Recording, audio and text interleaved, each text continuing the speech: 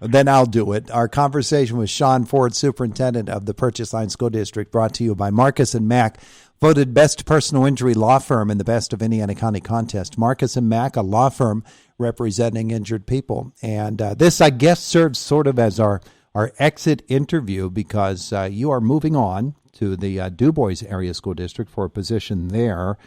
So let's do some reflecting on your time at Purchase Line. Since you've been there at Purchase Line, personally, I'm sure there's been a great opportunity for growth for you, and the school district has grown as well. Yes, you start doing that, Todd, when you leave, and and it's in COVID. We had a really good plan when I came. I thought the board had laid out a really good plan, and then I had brought kind of a framework of how to accomplish that. Well, when COVID happened, that kind of went out the door in some ways, but in some ways it expedited our plan because of the technology. And so really, probably when I look back, to help the district get through the COVID era, and then to the technology was such a big thing here. The parents and kids didn't have access points in a lot of our district, and so to be able to provide that, we got one-to-one devices, which wasn't here.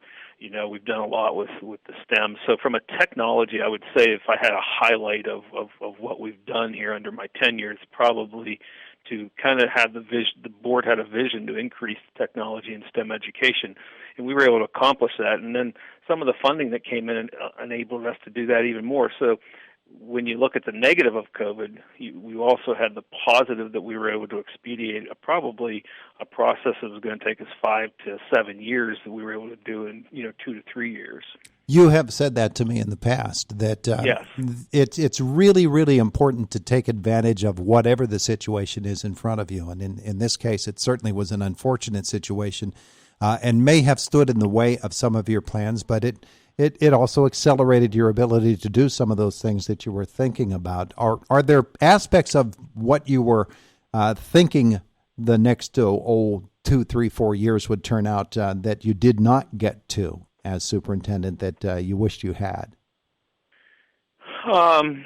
Sure. I think probably the big transformation that's taken place is now the staffing. The staffing has become so difficult, and it's so difficult to find. We're still down right now support staff, and it seems like when we take one step forward, we end up taking 2 steps back. So we haven't really solved that, especially since COVID.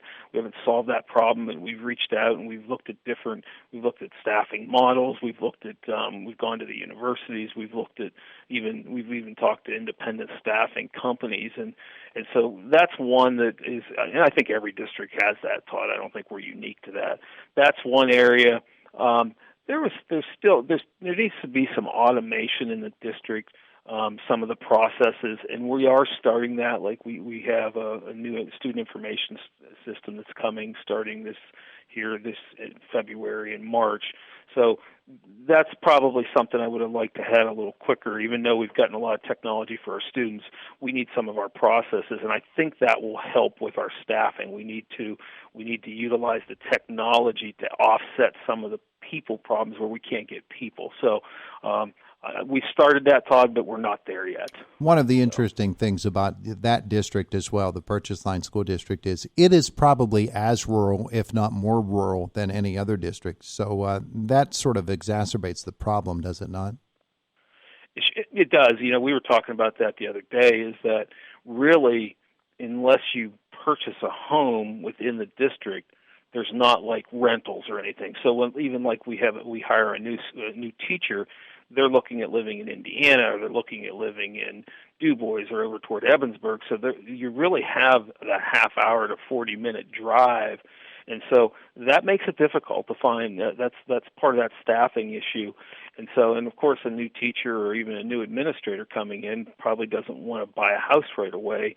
to move in the area. So that's been a constant problem. And then, and that's where, in the other area I would say we need to do a better job at is raising homegrown leaders, like taking our teachers and identifying people and saying, okay, they live in this area. Let's really raise them up, because that's going to be the future. You're really going to have to do that.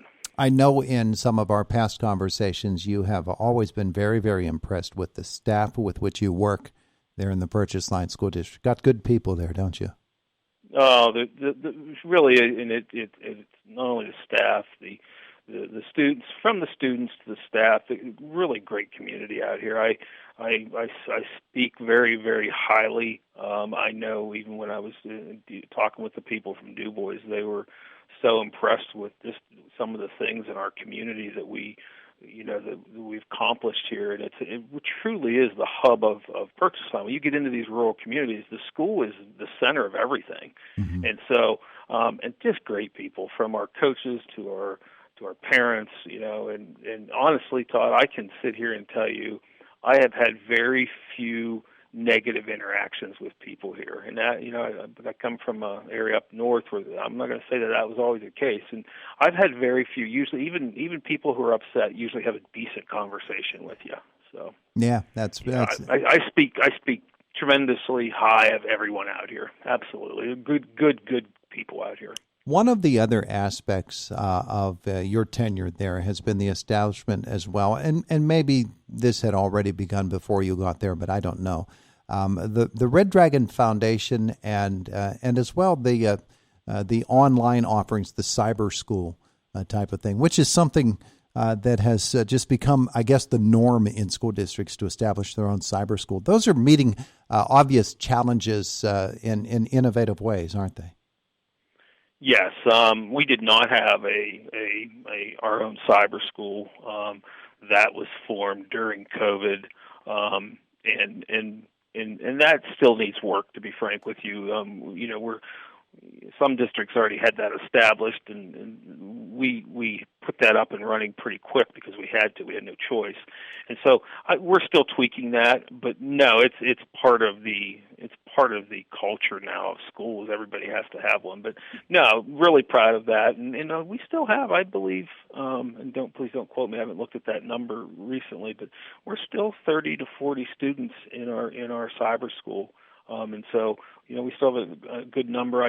The future of that, I believe, is more of a hybrid approach. I think even our students in the classrooms are going to need to have opportunities to take classes in the online, because that's what happens when you go to college, right? You go to college, you might have 2 classes in person, and then you might have 3 classes online. So part of our preparation in the schooling is to make sure our kids get that experience. So that's something that probably needs to be developed. And I know right now we're looking at trying to come up with a 2-year program where kids could actually graduate with an associate's degree. And I know some of the other schools in the area have done that, and we're in the planning process of that.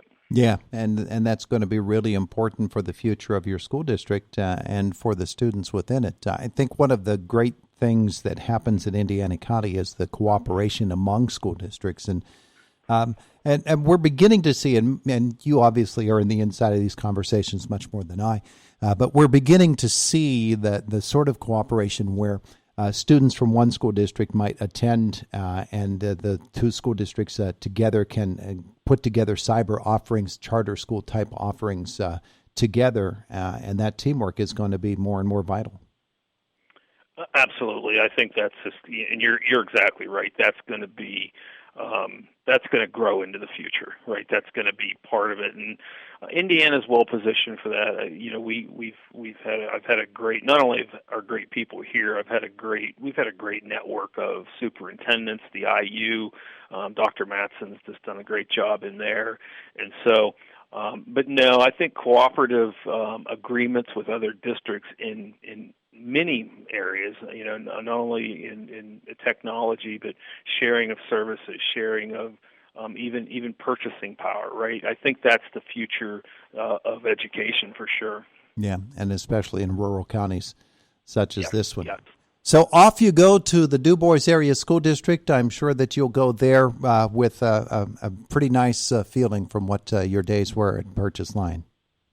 Oh yeah, absolutely. It's when I told the board this. It's really bittersweet. Sometimes this was a personal decision.